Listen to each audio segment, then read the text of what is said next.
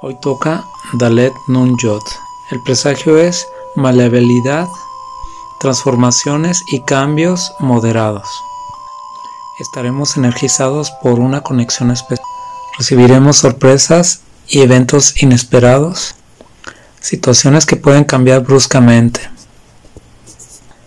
Inicio de dificultades por inflexibilidad y el éxito vendrá después de serenarnos. El día de hoy es importante conectarnos con las energías superiores, pues de esta manera podemos recibir bendiciones.